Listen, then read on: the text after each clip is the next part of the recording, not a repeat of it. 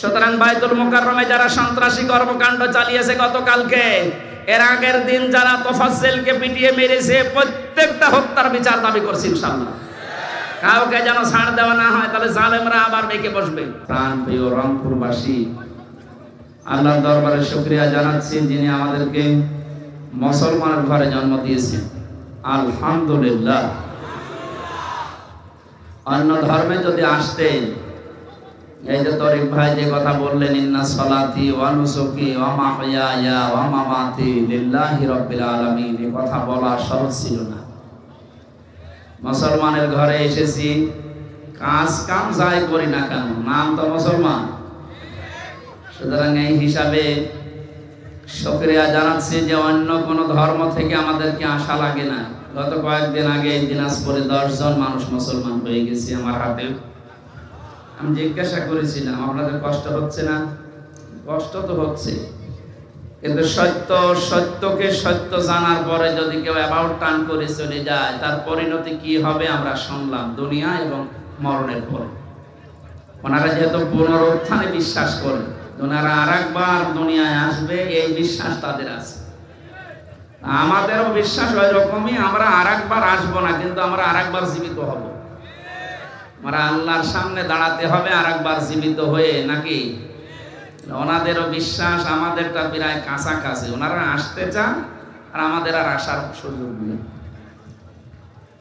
ওনাদেরও কষ্ট হয়েছে নিজেদের বাপদাদার ধর্ম এতদিনের লালিত সব ছেড়ে দিয়ে ইসলামে আসতে।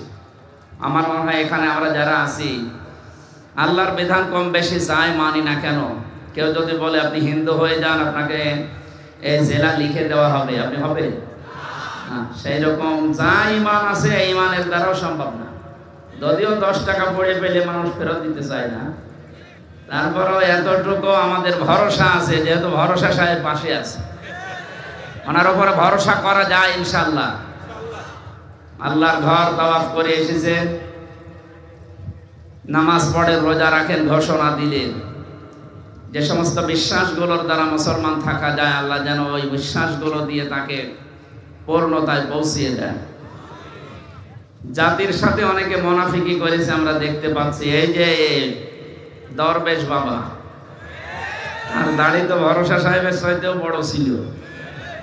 তার সব সাদা, মাথা থেকে শুরু করে পা পর্যন্ত যা শরীরে ডেসাপ সব কি ভেতরের অবস্থা আমি জানি না, আমার মনে হয় এটাও সাদা, সব সাদা।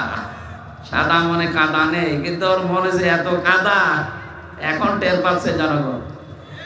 কত বড় ধোকা, দাড়ি কেটে নম হয়ে গেছে। তরিক ভাই আসার সময় বলছিল যে পোড়া ধোকাবাজি, পোড়া প্রতারণা। এ দাড়ি রেখেছিল মেকি দাড়ি, মানুষকে ধোকা দিয়ে বোকা বানিয়ে কোটি কোটি টাকা আত্মসাৎ করেছে। চিন্তা করেন, 36,000 কোটি টাকা। পদ্মা সেতু বানিয়েও 4,000 কোটি টাকা থেকে যাবে। এই লোকটা দরবেশ হয় কি করে আমি তো বুঝি না। ধরবেশ, দরবেশের বেশ ধরেছিল। কথা বলে ঠিক কিনা? আমরা তো আর বেশ ধরিনি, আমরা খাঁটি মুসলমান। এবার আওয়াজ তো সেরকম বড় হচ্ছে। আপনারা রংপুর বিভাগের মানুষের যে নাম দিয়েছে সারা দেশে, এই নাম কি করতে দিয়েছে আমি জানি না, কিন্তু আপনারা সহজ সরল। আমার গাড়িতে আসার সময় আমরা হরেন দেই, আর তাকিয়ে দেখে যে কে হরেন দিচ্ছে, একটু সাইড দেবেন না, মানে এত একেবারেই সহজ সরল। তারপরও আপনারা রংপুর বিভাগের মানুষ, আমরা জানি অন্যান্য বিভাগের চাইতে একটু গরিব মানুষ বেশি। আপনাদের জন্য এটা খুশির সংবাদ, কারণ গরিব মানুষ ধনীদের চাইতে 500 বছর আগে জান্নাতে যাবে। তাহলে হাদিস দ্বারা বোঝা যায় বাংলাদেশের অন্যান্য বিভাগের চাইতে রংপুর বিভাগের মানুষেরা জান্নাতে যাবে 500 বছর আগে। অনেক বড় সুসংবাদ না? রাষ্ট্রপতি পেয়েছিলেন আপনারা চাচাকে, তারপরেও সেরকম কিছু করতে পারেন না। যাক, যেভাবে আছে ওইভাবে থাকায় ভালো। যেন আমরা চট্টগ্রাম, সিলেট, ঢাকা এদের চাইতে 500 বছর আগে যদি আল্লাহ জান্নাতে যেতে পারি, ওরা হাজার হাজার বছর হায়াত পেয়ে যা পারবে না, আমরা জান্নাতে প্রবেশ করে তার চাইতে অনেক বেশি পেয়ে যাবো ইনশাআল্লাহ। আল্লাহ যেন সেই সুযোগ আমাদেরকে করে দেন। দল মত জাতি বর্ণ ধর্ম নির্বিশেষে আমরা এসেছি। এটা কোনো দলীয় অনুষ্ঠান না, এটা কোরআনের অনুষ্ঠান। হাদা বায়ানুল লিন্নাস হুদাল লিন্নাস। আল্লাহ বলেন কোরআন শরীফ সবার জন্য। আজ হিন্দু কোনো মানুষ যদি বলে আমি কোরআন পড়তে চাই, আমি সেদিন যশোরে একজন মুসলমান হয়েছিল কলেজের এক অধ্যাপক, জিজ্ঞাসা করলাম স্যার আপনি? হ্যাঁ, আমি শুধু আপনার বক্তব্য শুনি মুসলমান হচ্ছে তা না, আমি কোরআন পড়েছি আজ 3-4 বছর। কোরআন শরীফ আপনি ধরলেন, ধর্ম না মানে? আমাদের দেশের ভেতরে বিশেষ করে বাংলাদেশ আর ভারতে কিছু মুসলমান আমরা মনে করে কোরআন শরীফ কারোর জন্য ধরা ঠিক না, এটা শুধু আমাদের জন্য না। এই যে ওযু ছাড়া কোরআন শরীফ ধরা যাবে না, এটা মত পার্থক্যপূর্ণ মাসলা। এটা কোরআনে কারিমে আল্লাহ জানিয়েছেন ইন্নাহু লাকুরআনুন কারীম ফি কিতাবিম মাকনুন লা ইয়ামাসসুহু ইল্লাল মুতাহহারুন। সূরা ওয়াকিয়ার ভেতরে আছে 77, 78, 79 নাম্বার আয়াত। আল্লাহ পাক বলেন অবশ্যই এটা সম্মানিত কোরআন, সুরক্ষিত করা আছে সংরক্ষিত জায়গায়, পবিত্র ফেরেশতারা ছাড়া কেউ এটা স্পর্শ করে না। এবার আসেন তো বাস্তবে আয়াতটা মিলিয়ে দেখি যে কত ক্ষতি হয়ে যাচ্ছে আমাদের এই মাসলা ঘোষণা দেওয়ার কারণে। যারা বলেন যে ওযু ছাড়া কোরআন শরীফ ধরা যাবে না, অন্যান্য জাতির লোকেরা এর কাছে আসতে পারবে না, হেদায়েতের মশাল দিয়ে আল্লাহ পাঠিয়েছেন, তার নাম কোরআন শরীফ। তার নাম কি? কোরআন বাদ দিয়ে হেদায়েত দিতে পারে কেউ আছে দুনিয়ায়? নেই। এমনকি কোরআন যেখানে নেই ওখানে যদি কেউ ভালো হওয়ার নিয়তেও যায়, আল্লাহ নিজে দায়িত্ব নিয়ে তাকে আরো খারাপ বানিয়ে দেয়। কথা বুঝতেছেন না? বোঝেননি? মানিত্তাবাআল হুদা বিগাইরিল কোরআন আদাল্লাহুল্লাহ, তিরমিজি শরীফ। এই কথা বলেন কেন? কষ্ট হচ্ছে, আমরা দেখতে পাচ্ছি ওইভাবে থাকেন। দিনের বেলা আসলে অনুষ্ঠানগুলো হয় না, রাতের বেলা শীতের সময় হয়। আপনারা ছাড়েন না, আমিও পারি না। আল্লাহু আকবার। কি করবো, এত চাপ চলছে এই স্বাধীনতার পর থেকে। আলহামদুলিল্লাহ, আল্লাহ যে স্বাধীনতা আমাদেরকে দিয়েছে কোটি কোটিবার শুকরিয়া জানাচ্ছি। আগস্টের 5 তারিখের আগেও এই দেশে আমি জামাতে ইসলামী করি, আমি বিএনপি করি, এ কথা বললেই মাস শুরু হয়ে যেত। জেল জরিমানা কেস কান্ত আছে, তো পুরাটা আল্লাহ একেবারে পাহাড়ের মতো উল্টিয়ে দিয়েছে। এখন এই দেশে কারো বুকের পাঠা আছে যে বলতে পারে আমি আওয়ামী লীগ করি? বলে দেখেন তো, জায়গায় কবর হয়ে যাবে। কালকে জোর করে নামাজ পড়াতে এসেছিল বায়তুল মুকাররমে, পিটিয়ে বের করে দিয়েছে মানুষ। কারণ ওই দলে যারা আছে, ওর নামাজ পড়া তো দূরের কথা, ওর নামাজ ওর পেছনে হবে কি করি? যে লোকটা নৌকা মার্কা নিয়ে দাঁড়াতে পারে, ওর পেছনে নামাজ হয় নাকি আরো নিচে নামা লাগবে? আমার মনে হয় বাংলাদেশে নৌকা মার্কায় না দাঁড়িয়ে কেউ যদি কুকুর মার্কায় দাঁড়ায়, তাও সে পাস করার সম্ভাবনা সামনে আছে। কিন্তু এটাকে আল্লাহ একেবারে ঘৃণিত করে দিয়েছে। ইয়াজিদকে যেমন ঘৃণিত করে দিয়েছে, ইয়াজিদ নামটা কিন্তু ভালো, তো এত ঘৃণিত করে দিয়েছে জুলুম করার কারণে। একটা হিন্দুকেও যদি বলেন ও কিন্তু ইসলাম কিছু জানে না, তারপরও যদি বলেন তোর ছেলে হয়েছে 5,000 টাকা দেবো, ইয়াজিদ রাখ, নাম হইল ও গালি। ইয়াজিদ নামটা হিন্দুর কাছেও গালি। আমি তো বিশ্বের বহু দেশে গেছি, ইহুদি, খ্রিস্টান, বৌদ্ধ, হিন্দু, মুসলমান সবার সাথে আমার মেশাজ। ইয়াজিদের নাম আমি আজ পর্যন্ত কারো শুনিও নি, কোনো জায়গায় পাইও নি। অথচ নামটা কত সুন্দর দেখিয়েছেন, ইয়াজিদ। আজ যারা সুন্দর নামের বড়াই করে আপনাদের এই বিভাগের এই জেলার বৌমা, এই নামটাও গালি হয়ে যাবে। কালের আবর্তনে দেখবেন এই নামটাও মানুষ গালি হিসাবে ব্যবহার করবে। কাউকে যদি ঘষেটি বেগম বলেন যেমন রেগে যায়, কাউকে যদি ওই নামে ডাকেন সেও রেগে যাবে। এটা শুধু ওনার জন্য না, দোষ হচ্ছে ওনার কাজকর্মে। এই যে জুলুম করেছিল মানুষের উপরে আল্লাহ, এই জন্য পৃথিবীর সৃষ্টি জগৎ যত আছে সবার ভেতরে ওনার প্রতি একটা ঘৃণা জন্ম দিয়েছে। এটা তো আমি বানিয়ে বললাম না।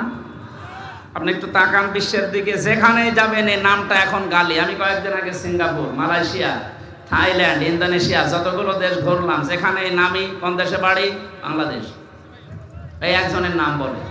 যেখানে একজন ফেরাউন আছে না, কি বলবো, না নেই, উনি এখন শ্বশুর বাড়ি আছে। কোথায় আছে? যদিও শ্বশুর বাড়ি আপনাদের এখানে, চলে গেছে, আল্লাহ মিলিয়ে দিয়েছে আর এক জায়গায়। অনেকে এখন আশা করছে নাকি, ভরসা পাচ্ছে, এই ভরসার কারণে যে চট করে ঢুকে পড়বে। আসে, আপনি চট করে ঢুকে পড়বেন, তাহলে রংপুরের আবু সাইদের মা বাবার কি হবে? আমি এই যে আসলাম ওখান থেকে কয়েকদিন আগে, কবর জিয়ারতে গিয়েছিলাম, ওর মা আর বাবার যে রাগ দেখলাম আপনার উপরে। আপনি এসে দেখেন তো, পালানো ইমাম মসজিদে ঢুকেছিল বায়তুল মুকাররমে, তাই যদি জুতা পিঠা খায়, আপনি আসলে কি পিঠা খাবেন আল্লাহ ভালো জানে। এজন্য এরকম পাগলামি করেন না, পাগলামি করলে কিন্তু পাগলের মতো মার খাবেন। নাই তো আবার পাগনা আছে আমাদের, কি আছে? আমরা আশা করছি কেউ যেন পাগলামি করবেন না। আজ 100 জন মানুষ আমরা যদি এদেশে থাকি, আজকের রাত 12:30টায় জরিপ বের হয়েছে, কালকে ইন্টারন্যাশনাল একটা আন্তর্জাতিক জরিপ বের হয়েছে। দেশে এখন 100 জনের 58 জন মানুষ চাচ্ছে যে দেশে ইসলামিক হুকুমত কায়েম হোক। মানুষের ভেতরে একটা পরিবর্তন এসে গেছে, দল মত নির্বিশেষে এটা আমরা সবাই চাচ্ছি। হ্যাঁ, অনেকে মনে করেন যদি ইসলাম এসে যায় তাহলে আমি যে ডাইল খাই, কি হবে ডাইল খাওয়া? আমি যে একটু লাল পানি খাই মাঝে মাঝে, একটু আকিস বিড়ি খাই, কি হবে এটা? কি হবে শোনে, এনাদের হচ্ছে আসিস বিড়ি আর আমি থাকি আকিস বিড়ি।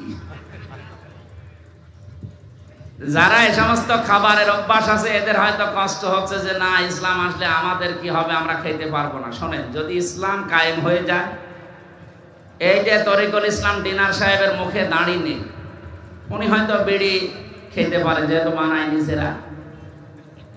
উনি যদি এখন মসজিদে প্রবেশ করে, মসজিদ আল্লাহর ঘর, কার ঘর? আমি ওনার বাবা মার কবর দেখতে গিয়েছিলাম, পাশে দেখলাম একটা মসজিদ, আর একটা মসজিদ ওনারা বানাচ্ছে। যত মানুষ ওখানে সেজদা দেবে কিয়ামত পর্যন্ত, সওয়াবগুলো আল্লাহ তার মা বাবা দাদা দাদির কবরে যেন পৌঁছিয়ে দেন। এখানে শিক্ষণীয় বিষয়ে, উনি মসজিদে প্রবেশ করার পর যদিও নেশা আছে ওনার, বিড়ি সিগারেট খাওয়া, কিন্তু মসজিদের ওর এরিয়ার ভেতরে বিড়ি সিগারেট খেতে পারবে? বলেন বলেন, কেন? পরিবেশটা এরকম, পুরাটা জায়গা আল্লাহ রহমত দিয়ে ঢেকে রেখেছেন। আল্লাহুম্মা আফতাহ লি আবওয়াবা রাহমাতিক, এটা বলা হয় না যে আল্লাহ তোমার রহমতের দরজা সব খুলে দাও? তার মানে রহমতের জায়গা মসজিদ। রহমতের জায়গা কোনটা? ওখানে গেলে যেমন আপনার আর বিড়ি, লাল পানি, ডাল খেতে মনে বলবে না, পরিবেশ নেই ওখানে, জায়গাটা এরকম। ইসলাম কায়েম যদি হয় এই দেশে, ইসলামী হুকুমত যদি আসে, পুরা বাংলাদেশের 56,000 বর্গ মাইল পুরা এরিয়াটাই হয়ে যাবে এরকম মসজিদের মতো। আপনার তখন মনে যাবে না যে একটু ডাইল খাই, একটু বাবা খাই, না, আপনার মনই আসবে না। আপনি ব্যস্ত থাকবেন আল্লাহকে নিয়ে, রাসূলকে নিয়ে, আপনার পরকাল নিয়ে। সুবহানাল্লাহ বলতে পারেন নাই? আল্লাহ এরকম একটা পরিবেশ আমাদেরকে যেন উপহার দেন, বলেন আমিন। যেহেতু কোরআনে কারিমের কাছে আমরা আসতে কয়েকটা বাধা পাচ্ছি, যে ওযু ছাড়া কোরআন ধরা যাবে না, অমুসলিমরা আসতে পারবে না, তাহলে দেশের ভেতরে ইসলাম প্রচার করা, মানুষকে জানানো, কি দিয়ে জানাবেন আপনি? এবার আমি শব্দের দিকে তাকাচ্ছি, এই এদিকে তাকান। ফি কিতাবিম মাকনুন, আল্লাহ পাক বলেন সংরক্ষিত করা আছে এই কোরআনে কারিমকে সুরক্ষিত জায়গায়। মাকনুন শব্দের শাব্দিক অর্থ হচ্ছে এমন জায়গা যেখানে হাতের স্পর্শ লাগে নাই। আর আমরা জানি পৃথিবীর 2টা জায়গা আছে যেখানে হাতের স্পর্শ লাগে না। একটা মায়ের পেট, যেখানে সন্তান থাকে, রেহেম। 2 নম্বরে লাউহে মাহফুজ, যেখানে ফেরেশতা ছাড়া কেউ হাত দিতে পারে না।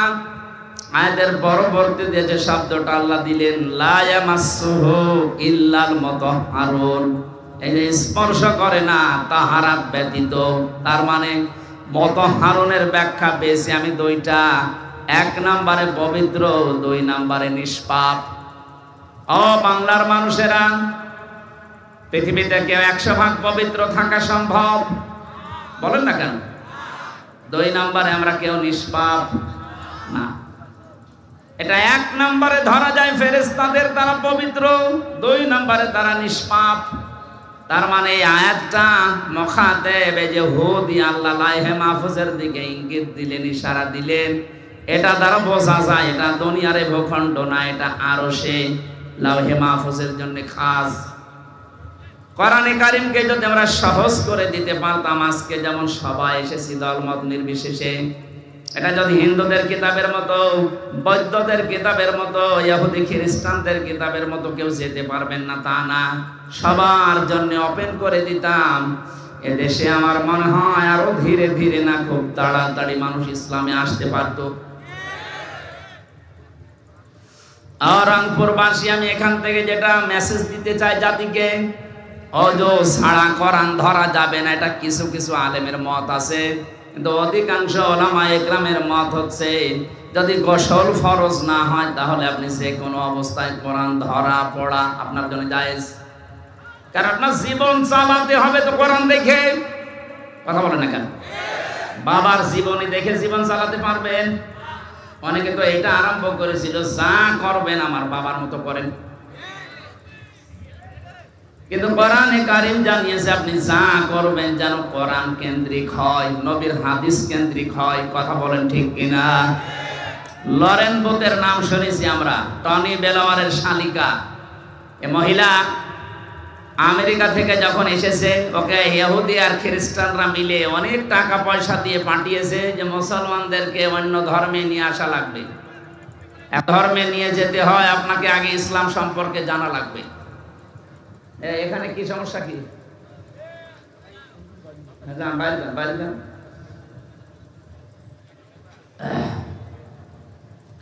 লরেন বুথ এই মহিলা ইরানের তেহরান বিমানবন্দরে নামার পর এক মুসলমানকে ডাক দিয়ে বলছে, ভাই আমি মুসলমান হব না, আমি একজন খ্রিস্টান, কিন্তু আমি ইসলাম জানতে চাই। কোন বই পড়লে অথেন্টিক ভাবে ইসলাম জানা যাবে আপনি সেইটা আমার দিন। আপনাকে যদি কোনো হিন্দু এসে বলে আমি ইসলাম জানতে চাই কিন্তু আমি গ্রহণ করব না, আমি কি পড়লে সঠিক ইসলাম জানতে পারবো, কি দেবেন বলেন তো? এখন প্রশ্ন আসতে পারে না, তো হিন্দু মানুষ খ্রিস্টান, ওকে কোরআন দেবেন মানে তো ওযু নেই। এই মহিলাকে কোরআন শরীফ শুধু না তাফসীর সহ দিয়েছিল মুসলমান। 3টা বছর পরে যখন মুসলমান হচ্ছে, সাংবাদিকরা প্রশ্ন করেছিল তাম দুনিয়া এখন সবচাইতে বেশি মানুষ বাস করে খ্রিস্টান ধর্মে, এরপরে মুসলিম, তা আপনি খ্রিস্টান থেকে মুসলমান হচ্ছেন মানে? লরেন বুথ বলেছে আমি কোরআন পড়ে 53 জায়গায় লাল দাগ দিয়েছিলাম। এতদিন শুনতাম যে কোরআনে কোনো ভুল নেই, সন্দেহ নেই, অবকাশ নেই, আজকে আমি 53 জায়গায় পেয়েছি। আশ্চর্যের বিষয়, যেখানে আমি লাল দাগ দিয়েছি দেখি পরের আয়াতে, পরের পারায় আল্লাহ ওই জবাব আগে দিয়ে দিয়েছি। শেষ পর্যন্ত সূরা নিসার 34 নম্বর আয়াতটা পড়ার পরে আমার বিবেক খুলে গেছে, আমি আর থাকতে পারলাম না, চলে আসলাম মুসলিম ধর্মে। আপনি বলেন তো, এই মহিলা যে পড়েছিল 3টা বছর আমাদের মতো আনাকুম জানাকুম পড়ে নাই, পড়ার মতো পড়েছে। পড়া কোরআন শরীফ তো শেষ করেছে তাফসীর সহ না। আমার ভাইরা, এই জন্য আমরা কোরআনে কারীমের কাছে আসার চেষ্টা করি। পৃথিবীর একটাই মাত্র কিতাব যেখানে আসলে দুনিয়া আখিরাতে আপনার সম্মান বাড়বে। যে ইন্নাহু লাকুরআনুন কারীম, নিশ্চয় এটা সম্মানিত কোরআন। এই কোরআন শরীফ যদি টেবিলের উপরেও থাকে, টেবিলের উপরে কোরআন রাখার আগে কেউ যদি টেবিলের উপরে লাথি দেয় কেউ বেয়াদব বলে না, কোরআন থাকাকালীন কোন মানুষ যদি টেবিলে পাও লাগায় সে যেই হোক তার বেয়াদব বলবে। এটা থাকলে যদি সম্মান বেড়ে যায়, আমাদের ব্যক্তি, পরিবার, সমাজ এবং এই রাষ্ট্রে যদি আজকে কোরআনে কারীমটা চলে আসে, আমার মনে হয় তামাম দুনিয়ার 228টা রাষ্ট্রের ভেতরে এদেশের মর্যাদা আল্লাহ বাড়িয়ে দেবে। 228টা না, 5টা রাষ্ট্র বাড়তেছে, 7টা। কয়টা? কথা বলছেন কেন? 7 সিস্টার নাম শোনেননি? ওরা আমাদেরকে পাকিস্তান থেকে এক টুকরা করেছিল, এক ভাগ করে দিয়েছে পাকিস্তান থেকে, এই জন্য নাকি পরম বন্ধু। আমরা এখন 7 টুকরা করে দিচ্ছি, তাহলে আমরা বড় বন্ধু? কথা বলুন না কেন? আমরা বড় বন্ধু না আপনাদের? আপনারা এক টুকরা করে যদি এত বড় বন্ধুত্বের দাবি করেন, সারা জীবন সব দিয়ে যাচ্ছি বন্ধু, আমরা তো 7 টুকরা করে দিচ্ছি। পৃথিবীর মানচিত্রে এখন রাষ্ট্রের সংখ্যা হবে 228টা না 235টা। সুতরাং এত বড় উপকার করছে আপনাদের, সারা জীবনের জন্য আমরা আপনাদের বন্ধু। আজকে ডক্টর ইউনূস ঘোষণা দিয়েছে, এই দেশের কোন বিষয়ে সিদ্ধান্ত নেওয়ার জন্য ভারতের আর দরকার নেই, এ দেশের সিদ্ধান্ত আমরা নিজেরা এখন থেকে নিতে সক্ষম। এ কথা এই 15.5 বছরে কেউ বলতে পেরেছিল? খালি জি হুজুর ছিল। কথা বলছে না কেন? সুতরাং যে লোকটা এরকম কথা বলতে পারে, অবশ্যই তার পেছনে কোনো দেওয়াল আছে। আপনি উল্টা পাল্টা ধারণা করেন না যে না 80 বছর বয়সে আর কি করবে মানে আপনি টের পাচ্ছেন? 7 সিস্টার স্থায়ী থাকবে না, নরমাল থাকবে না, এক ঘোষণা দিয়েই ও ছাতা ভেঙে গেছে, শুরু হয়ে গেছে অলরেডি। এই জন্য আমাদের উচিত কোরআনের কাছে আসা। সম্মান যদি দুনিয়া আখিরাতে আমরা বাড়াতে চাই, এটা ছাড়া বিকল্প কিচ্ছু নেই। 53 বছর আমরা বহু কিছু দেখেছি মানুষের তৈরি করা নিয়ম নীতি দিয়ে, কাঙ্ক্ষিত আমাদের শান্তি পাইনি। এখন শুধু বাকি আছে আল্লাহর কোরআন দিয়ে দেশ চললে কেমন দেখা যায়। কথা বলেন। 100 জনের 58 জন যখন চাচ্ছে, বাকিটাও আর বাকি থাকবে না, ইনশাআল্লাহ সব কোরআনের দিকে ধাবিত হবে। আল্লাহ এটা আমাদের চর্ম চোখে দেখে মরার তৌফিক দিন, বলেন আমিন। রবিউল আউয়াল মাস, এটা নবীজির জন্মের মাস।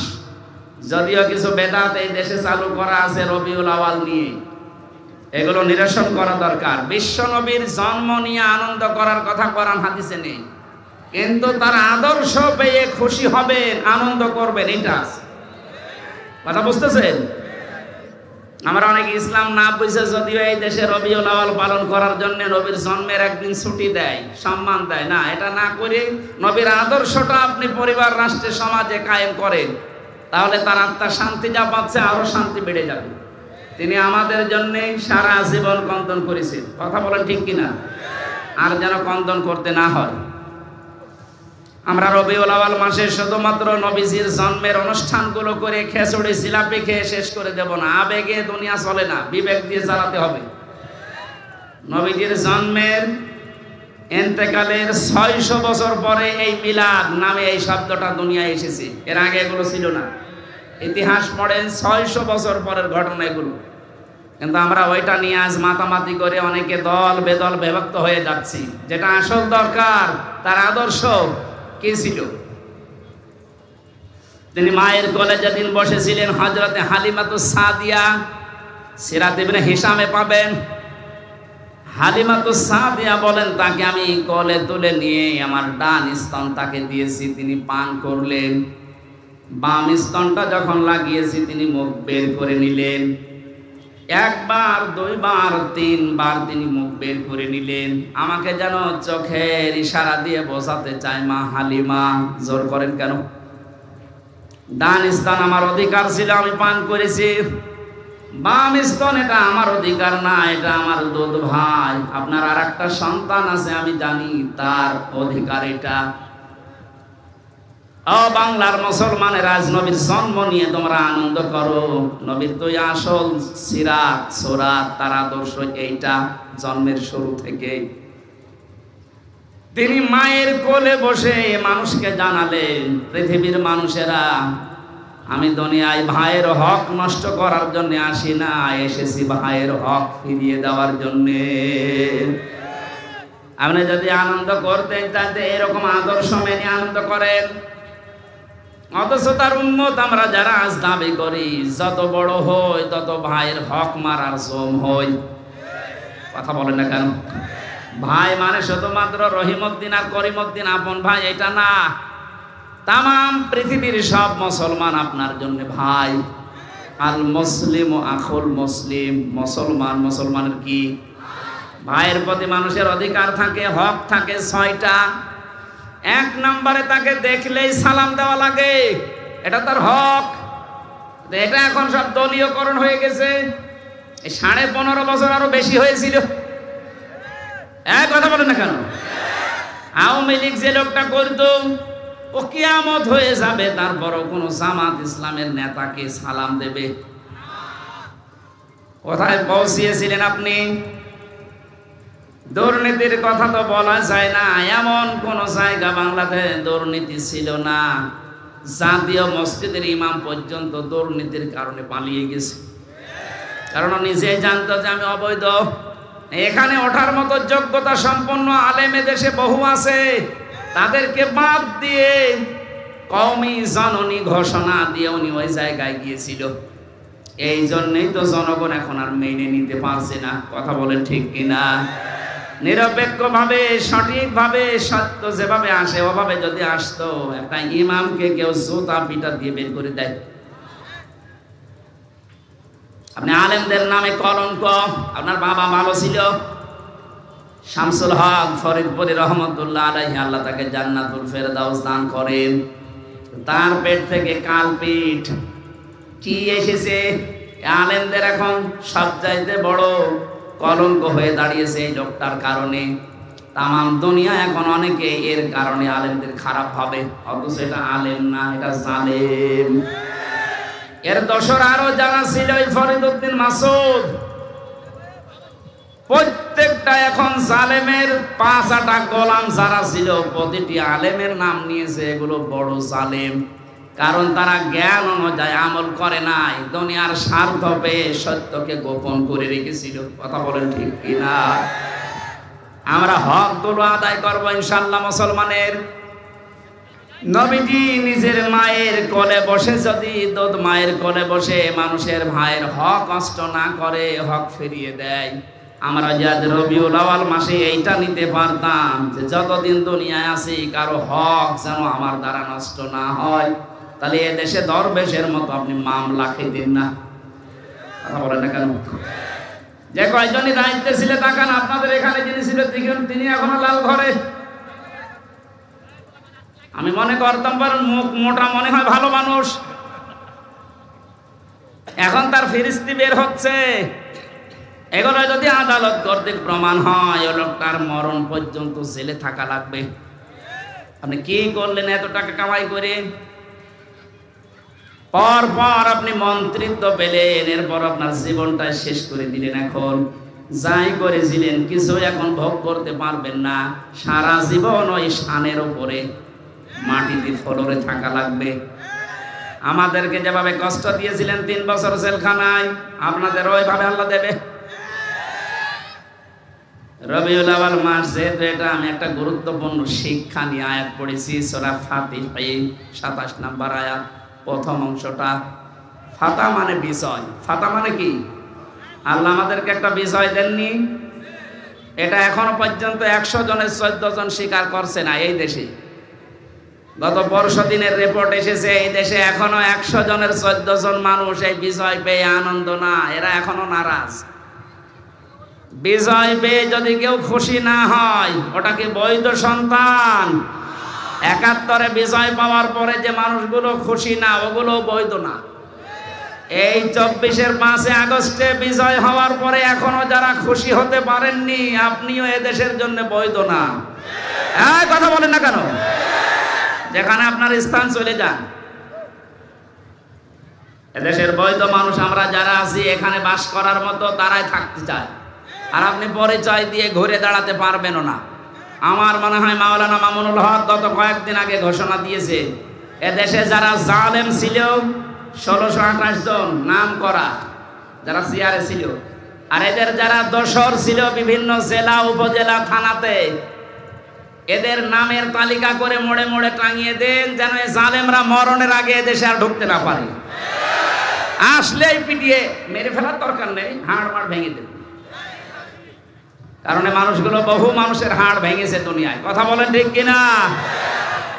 আবু জেহেলের বাড়ি পায়খানা হয়েছে, কারণ সেখানে বসে ও সলা পরামর্শ করতো ইসলামের বিরুদ্ধে, নবীর বিরুদ্ধে। তাহলে আমি এখান থেকে একটা মাসলা বের করতে চাই, আবু জেহেলের বাড়ি যে জায়গায়, জায়গাটা কি কম দামি নাকি? কাবার পাশে কত দামি জায়গা বলেন তো? এত দামি জায়গা যদি শুধু জুলুমের বাস করার কারণে, জালেমরা বাস করতো আর সলা পরামর্শ করতো ইসলামের বিরুদ্ধে, রসুলের বিরুদ্ধে, এই কারণে পুরা জায়গাটা আল্লাহ ইন্টারন্যাশনাল পায়খানা বানিয়ে দিয়েছে। এদেশেও যারা বিভিন্ন নম্বরে বসে বসে, আমি নাম নিলাম না, এই তো 34-35 নম্বর বাড়ি আছে না, কত রকমের নম্বরের বাড়ি, এ বাড়িতে যারা বসে বসে সলা পরামর্শ করতেন আলেমদের বিরুদ্ধে, ইসলামের বিরুদ্ধে, আর জালেমদের বসবাসের জায়গা এগুলো, আমার মনে হয় এগুলো জাতীয় পায়খানা বানানো দরকার। সারা দেশের লোক যাবে, মানুষ বুঝবে যে এটা আবু জেহেলেরই একরকম বাড়ি। কারণ জুলুম করলে সবার অন্তর থেকে মায়া মহাব্বত তুলে দেন কে? আর যদি কেউ ন্যায়ের উপরে থাকে তার প্রতি ভালোবাসা মহব্বত তৈরি করে দেয় কে? এটাকে আমি বানালাম না। সূরা মারিয়ামের 96 নম্বর আয়াতে আল্লাহ জানিয়েছেন, ইন্নাল্লাযীনা আমানু ওয়া আমিলুস সালিহাতি সায়াজআলু লাহুমুর রাহমানু উদ্দা। কোন মানুষ যদি ঈমান অনুযায়ী ভালো ভালো কাজের আঞ্জাম দেয়, নেক কাজগুলো করে, তার প্রতি সৃষ্টি জগতের মহব্বত ভালোবাসা তৈরি করে দেয় আল্লাহ নিজে। যেমন আল্লামা সাঈদী, কথা বলছে না কেন? এদেশের দল মত নির্বিশেষে আমি পেয়েছি, শুধু ওই 14 জন যারা এখনো খুশি না, ওরা বাদ দিয়ে 100 জনের 86 জন মানুষ এই দেশে আল্লামা সাঈদীকে ভালো মানুষ মনে করে। আমি আজকে যে বাড়িতে গিয়েছিলাম তরিক ভাইয়ের, পারানের পাখি, সেই 90 সালের দিকে ওখানে এসেছিলেন।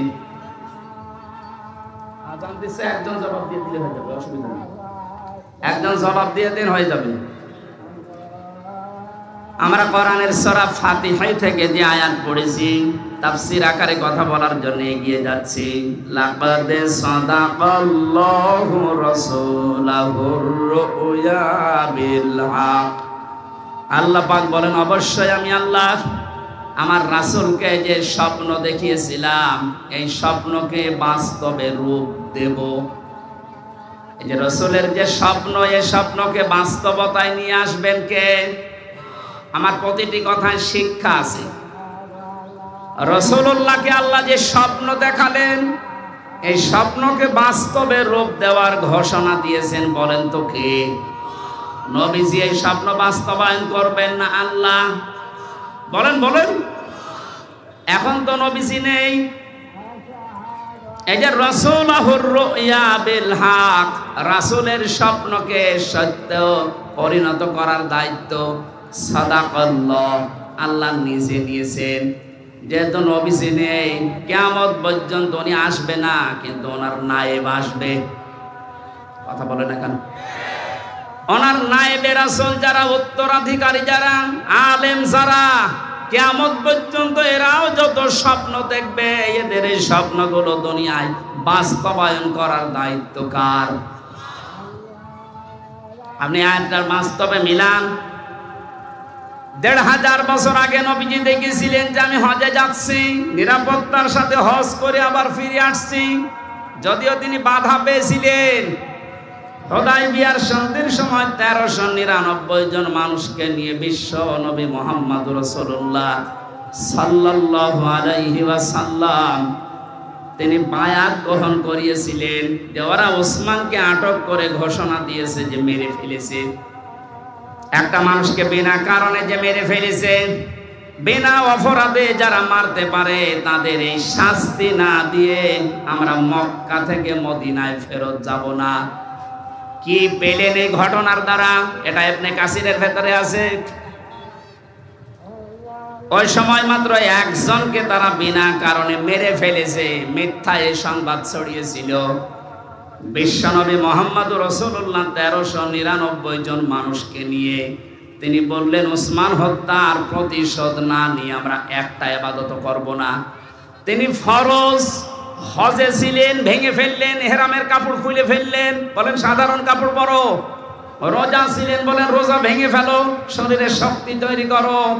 আমার হাতের সাথে হাত লাগাও। 1399 জনই হাত দিয়েছিল। নবীজি উপরে আর একটা হাত দিয়ে বললেন এটা ওসমানের হাত। কারণ আজকে মিথ্যার বিরুদ্ধে, হত্যার বিরুদ্ধে যারা অবস্থান নিয়েছে তাদের সবাইকে আল্লাহ কবুল করে নিয়েছে। সূরা ফাতিহার 18 নম্বর আয়াতটা আল্লাহ নাযিল করলেন ওই সময়, লাকাদ রাদিয়াল্লাহু আনিল মুমিনিনা ইয ইউবাইউনাকা তাহতা শাজারা। এই যে তাহতা শাজারা, বাবলা গাছের নিচে যারা আপনার হাতে আজ বায়াত গ্রহণ করছে, এদের সবার উপরে আমি আল্লাহ অবশ্যই রাজি হয়ে গেছি। এখানে শিক্ষা এই, বিনা কারণে কোনো মানুষকে যদি কেউ মেরে ফেলে আর অন্যায় হত্যার বিরুদ্ধে যদি কোনো মানুষ দাঁড়ায়, তার জীবনের উপরে আল্লাহ খুশি হয়ে যায়। আজ এই 15.5 বছরে কত মানুষকে বিনা কারণে আপনি হত্যা করেছেন বলেন? কত মানুষকে বিনা কারণে গুম করে রেখেছিলেন, আয়না ঘরে রেখেছিলেন, আমার নিচেরাও রেখেছিলেন 10 দিন। কত মানুষকে আপনি এই দেশ থেকে বিনা কারণে বিচারের আগে আপনি হত্যা করে গুম করে শেষ করে দিলেন। আমার মনে হয় এই দেশের এখন 18 কোটি মানুষ যদি এই সিদ্ধান্ত নেয়, ওরা যদি ওসমান হত্যার সিদ্ধান্ত নিতে পারে, ওসমান হত্যার বদলা না নিয়ে আমরা কোনো হজ, কোনো রোজা, এমনকি মদিনায়ও ফেরত যাব না। আজকে 18 কোটি মানুষ সিদ্ধান্ত নেওয়ার সময় 15.5 বছরে যত গুম, খুন, হত্যা, রাহাজানি হয়েছে, যত টাকা আত্মসাৎ হয়েছে, এগুলোর প্রতিশোধ না নিয়ে ওদেরকে দেশে আসতে দেব না। আমাদের 18 কোটি মানুষের উপরে আল্লাহ খুশি হয়ে যাবে। তিনি যে স্বপ্নগুলো দেখলেন, আবার কারেন্ট চলে গেল। তিনি যে স্বপ্নগুলো দেখেছিলেন, প্রতিটা স্বপ্নকে আমার আল্লাহ বাস্তবে রূপ দিয়েছিলেন। আমার তো আয়াত পড়ার পরে এখন এই 1500 বছর পরে মনে হচ্ছে নবীর স্বপ্ন যেভাবে আল্লাহ দেখিয়েছেন, এখন নবীর নায়েব যারা, নবীর উত্তরাধিকারী যারা, নায়েবে রাসূল যারা, ওয়ারিস যারা, আলেম যারা, তাদের স্বপ্ন আল্লাহ রূপ দিচ্ছে। কোরআনের পাখি আল্লামা সাইদি বলেছিলেন, এদেশে জালেমরা ইঁদুরের গর্ত পাবে না। ঠিক কাজ পাচ্ছে না, কথা বলেন, পাচ্ছে না। তার প্রমাণ কি? এতে কালামানিক বিসি পর্যন্ত উড়ে গেছে। বাকি যা আছে আপনি তাকান, একটা গর্ত পাচ্ছে না, যেগুলো লুকিয়েছে থাকতে পারবে না। কালকে আমার প্রশাসনের সর্বোচ্চ পর্যায়ের গোয়েন্দা বিভাগের একজনের সাথে কথা হয়েছে। হুজুর, ওই যে হাউং আঙ্কেল আছে না, হাউং আঙ্কেল, ও আছে আমাদের হেফাজতে, 2-1 দিন পরেই ওরা আমরা বের করবো। কোথায় লোকাবেন? যারা টাকা পাচার করেছিলেন বাইরে, টাকাগুলো ইমিডিয়েটলি তাড়াতাড়ি দেশে নিয়ে আসার চেষ্টা করেন। যদি দেশে নিয়ে আসতে না পারেন, আপনাদের ছেলে মেয়ে বউ সবই দেশের কাজে লাগানো হবে, সব বাজেয়াপ্ত করা হবে রাষ্ট্রের। কথা বলে না কেন? এইটাই ওদের শাস্তি। কোরআনের পাখির আর একটা স্বপ্ন আমরা শুনেছিলাম, বলেছিল শুধু নাড়া দেব, দিল্লি গিয়ে পড়বা, তাই বলিস। পৃথিবীর 228টা রাষ্ট্র কোনো জায়গায় গেল না, একেবারে মামু বাড়ি। উনি যা বলেছিল 100 ভাগ খাপের খাপ, মমতাজের বাপ। 3 নম্বর ওনার স্বপ্ন ছিল এই পৃথিবীর ময়দানে বাংলাদেশ নামে যে দেশটা, এখানে জালেমদের নাকের উপরে কালেমার পতাকা উড়বে। আমার মনে হয় সেই স্বপ্ন পূরণ হতে যাচ্ছে।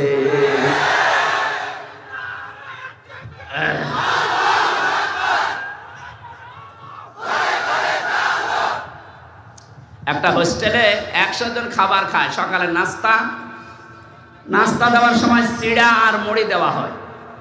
20 জন বলছে আমাদের এই খাবারই যথেষ্ট, বাকি 80 জন বলে না, এই খাবার হবে না। আমরা কেউ চাই কলা পাউরুটি, কেউ চাই খিচুড়ি, কেউ চাই রোল, এরকম বিভিন্ন নাম দিয়েছে। হোস্টেলের ম্যানেজার বলছে এভাবে হবে না, ভোট হোক।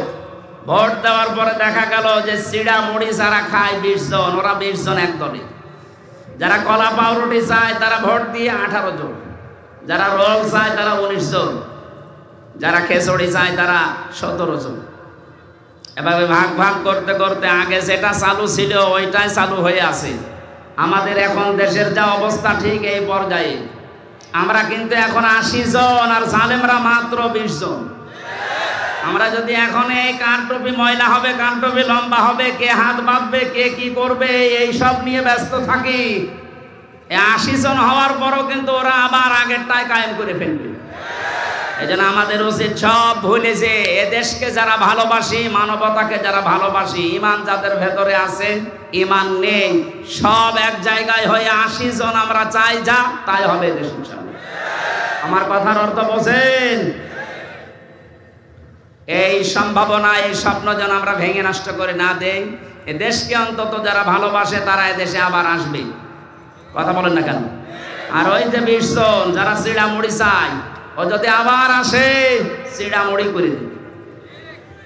আল্লাহ আমাদেরকে হেফাজত করুন। রসুলের যে স্বপ্নগুলো আল্লাহ দেখিয়েছিলেন সব যেমন সত্য প্রমাণিত করেছেন, আলেমদের স্বপ্ন আল্লাহ সত্য প্রমাণিত করবেন ইনশাআল্লাহ।